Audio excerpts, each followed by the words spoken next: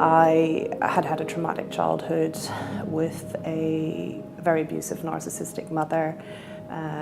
My father died when I was a teenager, and I left home at 18 and then was cut off from my family for leaving what it was a very narcissistic and emotionally abusive situation.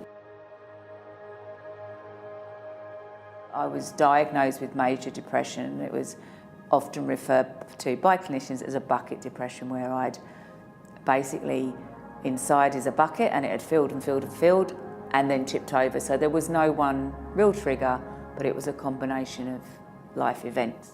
My real mental health journey of accepting I needed help and had a significant problem really did begin 5 years ago when I completely shut down and had a massive breakdown. I obviously had a lot of problems, and that there was a lot in my life that I had pushed away and that I'd never dealt with. And if I didn't start to admit that there was something that I needed to do to change my life around, I was going to lose everything. What doesn't kill you makes you stronger. I didn't kill myself, which was lucky. I am a great procrastinator, so that's something positive from that. But little by little, I began to reach out to my amazing community in Fremantle. My journey now is on the road to recovery, of being aware of how I am, of being aware of how I feel, and helping and hopefully sharing my journey with other people to help them with theirs. So, yeah.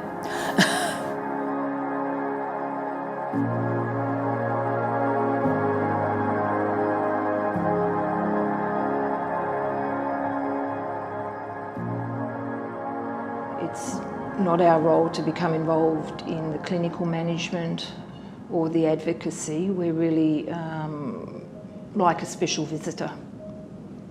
And if there's a particular concern that they express, we use our own personal skills to support them, but it's always imperative to actually feed back. You know, your initial reaction as a consumer is, oh God, it's someone else who wants to talk to me, they're going to ask me a million questions, they're not going to give me any solutions.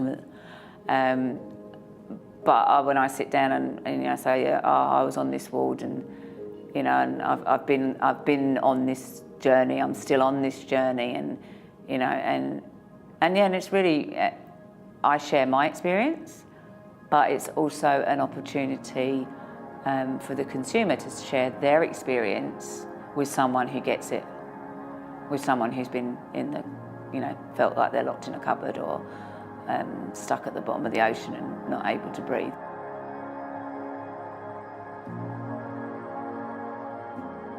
Elaine runs the yoga classes and I support her and try and come along and attend those, because I think if people see people stumbling around having a go, they join in as well. And we're all creaky, so there's no exhibition showcase yoga happening.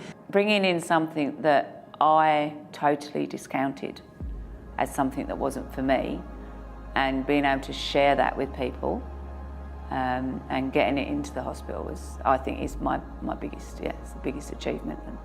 And yeah, it's what I'm proud of.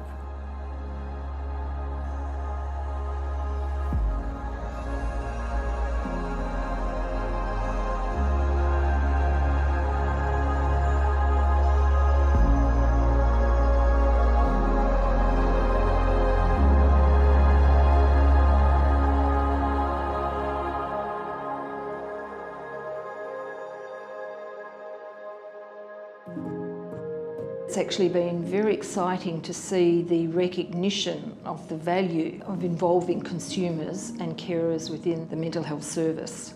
And now I see that the processes that are in place through CAG have allowed us to develop a credibility.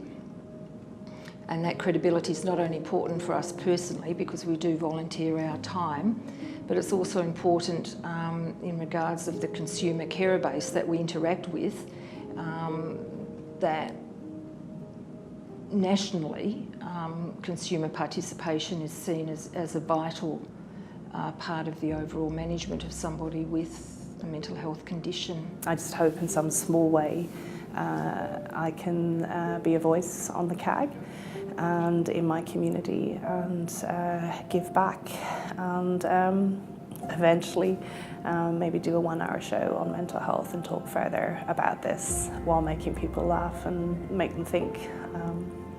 I don't know what else to say.